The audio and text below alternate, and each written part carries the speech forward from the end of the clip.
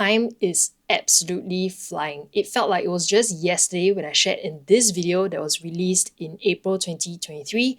I was going into the miles accumulation game.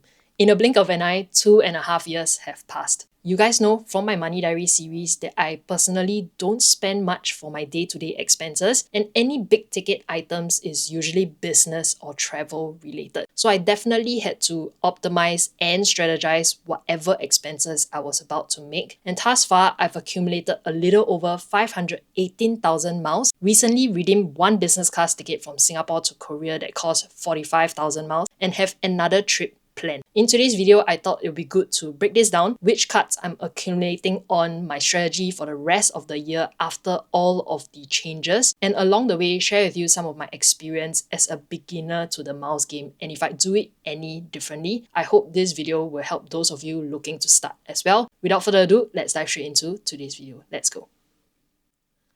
This table that you see on screen right now is the way I track and manage all of my points accumulated across the various credit cards that I have, plus rewards program platforms like HeyMax and Singapore Airlines. All in all, I have 518,491 redeemable miles, and bulk of it is on HeyMax plus Singapore Airlines KrisFlyer program. I must first let you guys know that I'm not accumulating to redeem other airline flights. I'm mainly focusing on Singapore Airlines. My recent experience on SIA's business class is already great, and I do not have the desire to study more about other airlines programs, how to accumulate on them, how to optimize, etc. It really takes up a lot of time and effort to do all that I'm already doing, and I enjoy flying via Singapore Airlines. So this is what works for me. Let's go down the list that I have over here. HeyMax, I have right now 131,000 max miles on the platform. If you have not caught my first business class flight on Singapore Airlines, that was actually redeemed purely using max miles. I've not touched any of the credit card points thus far since the start of my journey. It's a really powerful tool, and if you're not on it, I implore you to find out more about how you can actually incorporate HeyMax into your daily life. It actually can help speed up your way to your first ever business or first class flight. How I personally use HeyMax is before I check out on Shopee, I will click through HeyMax and I earn not just credit card points, I also earn max miles. Buying vouchers for Cloak, Grab is also a way I use HeyMax. Or when I book accommodations on agodatrip.com, I will check out via HeyMax. It's never worth paying thousands of dollars for a business class flight. Instead, a better way to make your money work for you if you have $2,000 sitting around in this low interest rate environment. Longbridge Singapore and MAS licensed investment platform current new user promotion is offering close to $200 worth of sign-up rewards. When you sign up using my exclusive link down in the description box below or scan this QR code over here, deposit the $2,000, you'll get $18 exclusively and a total of 12% interest boost on the $2,000 deposited into Longbridge Cash Plus, a money market fund.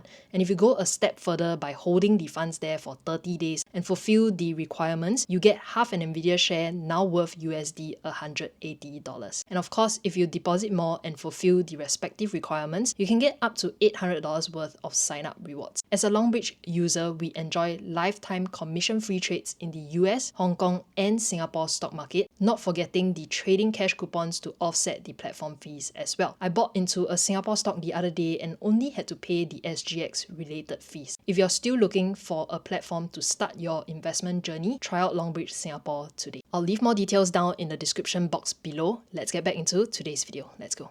KrisFlyer program, I have 177,000 KrisFlyer miles. I transferred over my DBS points.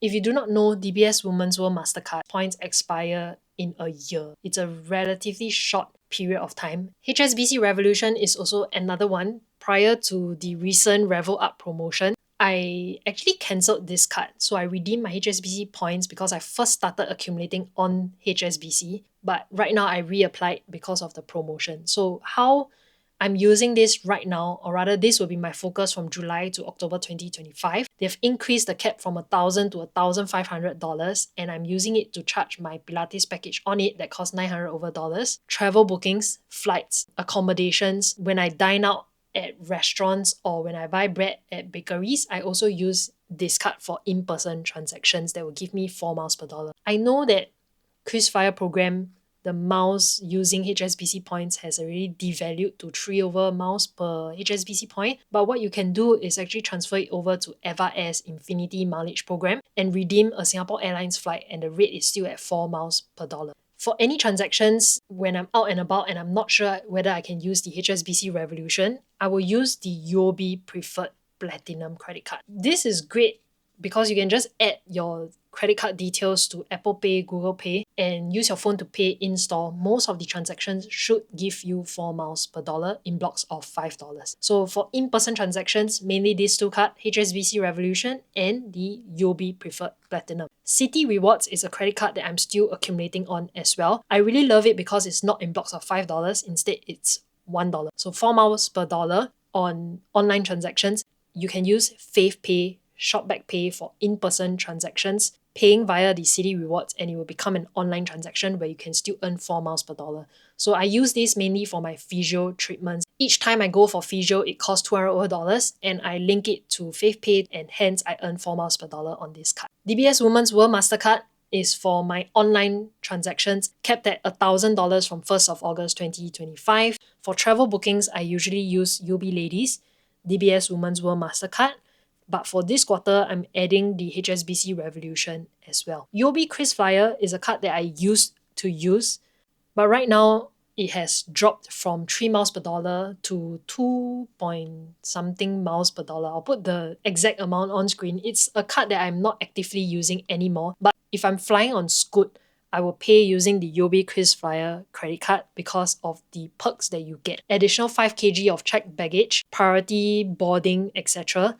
So that is all the cards that I'm using to accumulate miles on. Would I have done things differently? To be honest, I don't think so, because all of what I'm using to date is actually what I've started with since the start of this journey, except for when HSBC Revolution got nerfed, then I started onboarding cards like UOB Preferred Platinum, DBS Women's World Mastercard. But if you're not spending a lot every single month, you can start off with Citi Rewards for your online or in-person transactions when you pair it with platforms like FavePay, Shopback Pay, and also UOB Preferred Platinum. So these are the two cards that I would start with if I had to do it all over again. So that's how I'm accumulating miles. The experience of accumulating, to be honest, it's a little bit tiring, but after a while, I got used to it. I even introduced my brother to accumulate miles as well, and he's accumulating very well on his own.